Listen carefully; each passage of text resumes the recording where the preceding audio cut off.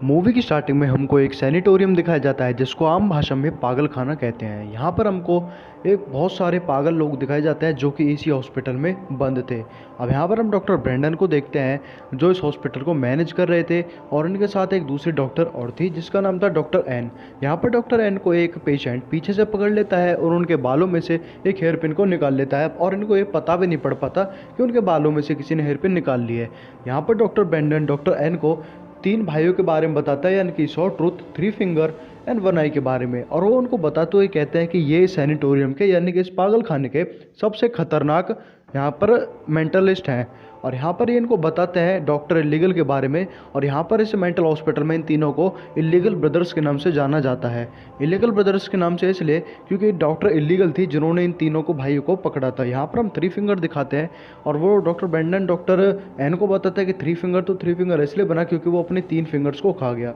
One आई ने अपनी एक आई निकाल कर खा गया, और सॉ टूथ जो कि दीवारों पर अपने दांतों को रगड़ता है, जिसके जो उसके दांत हैं वो 100 जैसे बन चुके हैं। डॉक्टर ब्रेंडन डॉक्टर एन को उनकी ये सारी बातें बताते हैं और उन्हें बताते हैं कि ये कितने खतरनाक है। यहाँ पर वो ब्रेंडन डॉक्टर एन को बताते हैं कि ये यहाँ के एक पेशेंट पर भी हमला कर चुके हैं और उसको मार चुके हैं।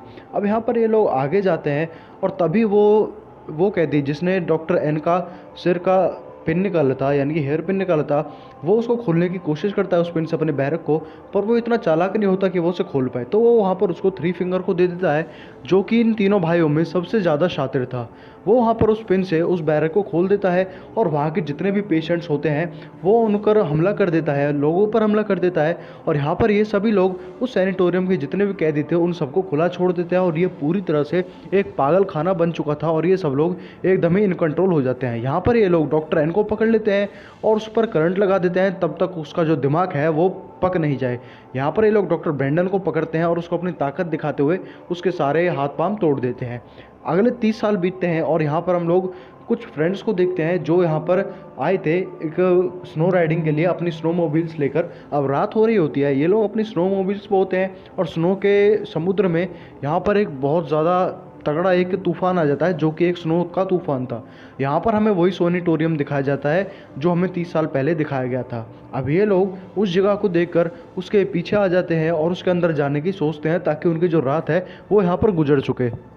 अब ये लोग इस सैनिटोरियम के अंदर आ जाते हैं, और ये दोस्तों जैसा कि ये लोग यहाँ पर अमेरिकन थे, तो अमेरिकन ऐसे चुप कहाँ बैठने वाले थे, ये यहाँ पर कुछ ना कुछ तो उत्पात मचाते ही। तो ये सैनिटोरियम के अंदर जाते हैं और अपने लिए जगह को डिस्कवर करते हैं। और दोस्तों जैसा मैंने बताया, ये लोग यहाँ पर डिस्कवर करते करते एक शराब की बोतल ढूंढ लेते हैं और यहाँ पर शराब पीते हैं, पार्टी करते हैं। यहाँ पर इन लोगों को एक डायरी मिलती है जहाँ पर उन सभी पुराने कैदियों के बारे में डिटेल्स थी।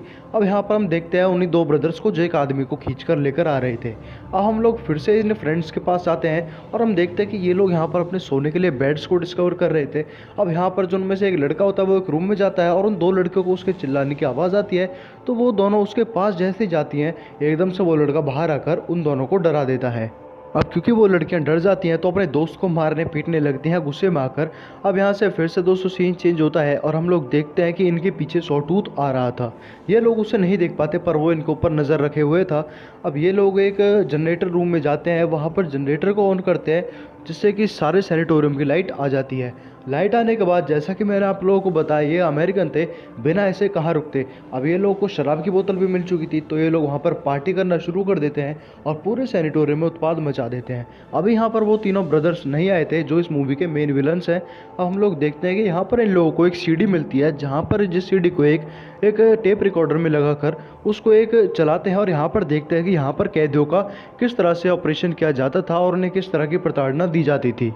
अब यहाँ पर इनके बीच में से एक लड़की को देखते हैं जो कहती है कि मेरा भाई हमें उन तीन ब्रदर्स के बारे में, उन तीनों 20 ब्रदर्स के बारे में बड़ी ही खौफनाक कहानियाँ सुनाता था। हम लोग यहाँ पर देखते हैं कि वो लड़की बहुत ज़्यादा डर चुकी थी और अपने दोस्तों से कहती है कि अब मैं सोना चाहती हूँ। तो ये लोग अपने अपने दोस्तों बेड्स की तरफ जाते हैं सोने के लिए। तभी रात में से उनमें से एक लड़के को आवाज़ आती है चिल्लाने की, और वो जैसे ही देखता है कि उनका एक दोस्त एक सैनिटोरियम के एक रूम में बैठा हुआ है जो उनके साथ ही आया था। अब यहाँ पर जैसे वो उसको हिलाकर देखता है, वो देखता है कि वो मर चुका है।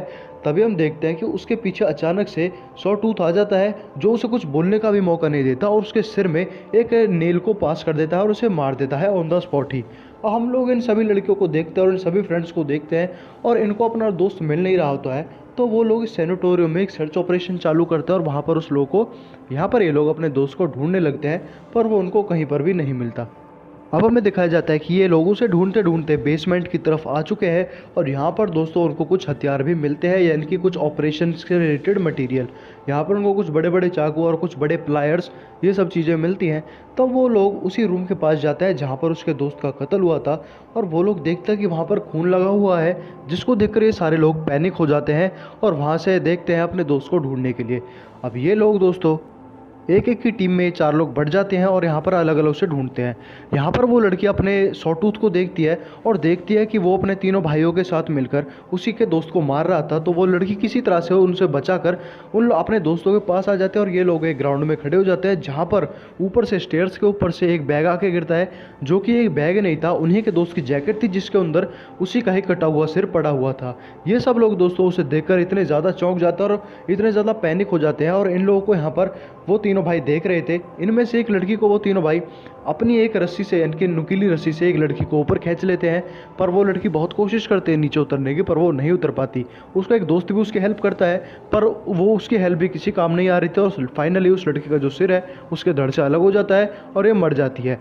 ये लोग भागने की कोशिश करते हैं, अपनी स्नोमोबिल्स के पास जाते हैं, पर देखते हैं कि उनका जो स्पार्क प्लग था वो उन तीनों भाइयों ने निकाल दिया था, और यहाँ पर इन लोगों के पास जैकेट्स भी नहीं थी ताकि वो लोग यहाँ से बाहर जा सके। इनमें से एक लड़की होती है जिसके पास स्कीइंग की कुछ टैलेंट था, उसको स्कीइंग करनी आती थी, तो वो स्नो में जाती अपनी स्कीइंग मटेरियल्स को लेकर ताकि वो हेल्प ला सके।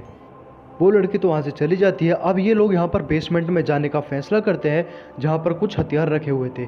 सबसे पहले तो ये लोग आते हैं और एक रूम में अपने आप को बंद कर लेते हैं, फिर इन्हें याद आता है कि बेसमेंट में हमें कुछ हथियार मिले थे। तो इनमें से कुछ लोग बेसमेंट की तरफ जाते हैं हथियार उठाने के लिए, पर तभी इनके पीछे दोस्तों 3 फिंगर जो है वो इनके पीछे पड़ जाता है, और ये लोग अपने आप को एक जाली वाले रूम में बंद कर लेते हैं उससे बचने के लिए। अब हम लोग देखते हैं कि यहाँ पर जो वन आई है वो आता है और अपनी एक मशीन से एक लड़की को पकड़ लेता है, पर इनमें से इन्हीं की एक फ्रेंड वन आई के ऊपर चाकू से हमला कर देती है और वो उस लड़की को छोड़ देता है। अब ये लोग मौका देखकर भागने की कोशिश कर रहे होते हैं, तभी यहाँ पर सॉटूथ आ जाता है और उनमें से एक लड़के को पकड़ लेता है, और ये सब लोग वहाँ से बच जाते हैं और अपने रूम में वापस आकर अपने आप को बंद कर लेते हैं। यहाँ पर उन लोगों को पता नहीं पड़ पाता कि उनका दोस्त कहाँ गया, तो वो लोग बाहर जाकर उसे देखते हैं, तो देखते हैं कि सॉटूथ और उसके दोनों भाइयों ने उसे पकड़ लिया है, और उसको इतनी बुरी तरह से वो लोग इंटेरोगेट कर रहे हैं कि वो किसी और की तो जान ही निकल जाए। अब वो लोग यहाँ पर अपना काम कर रहे थे, यानी कि लोगों के बॉडी पार्ट्स को निकाल कर उनको वहाँ पर पका के वो लोग खा रहे थे। और यहाँ पर तो ये लोग इतने ज़्यादा पैनिक हो रहे थे कि वो अब करें ही क्या। अब उनके सिवा से मरने के लिए कोई रास्ता नहीं बचा था।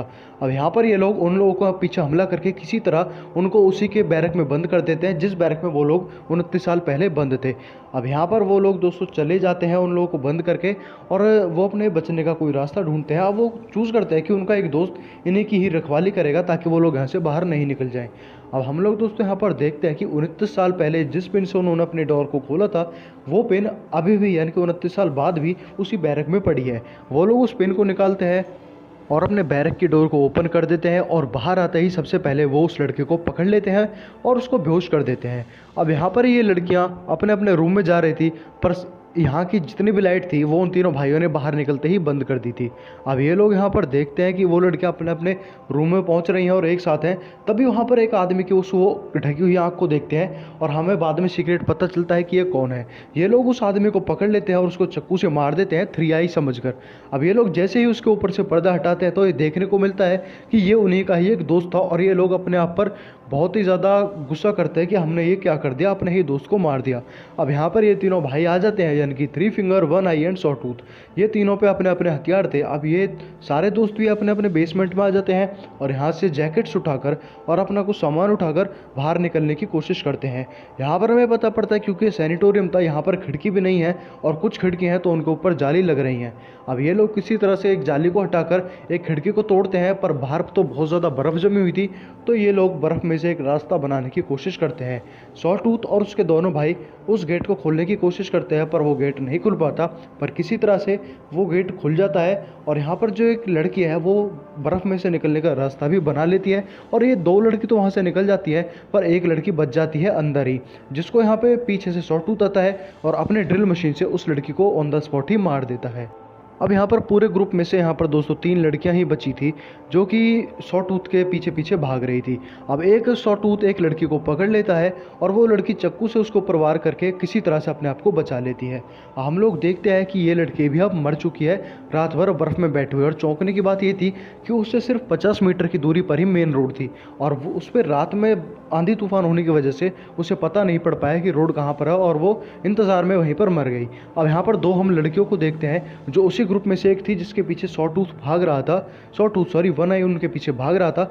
अब यहाँ पर सॉ टूथ उनके पीछे एक स्नो मोबिल लेकर आता है और वो लड़कियाँ उसको गिराकर स्नो मोबिल पर बैठ जाती हैं। वो लड़कियाँ इतनी खुश थी कि ये नहीं देख पाती कि उन्होंने उनके लिए एक जाल बिछा रखा है और यहाँ पर एक हिडन वायर थी जिसके कारण उनका जो मुंह है वो कट जाता है और वो लड़कियाँ भी ऑन द स्पॉट मर जाती हैं और फाइनली ये मूवी एंड होती है। Thanks for watching.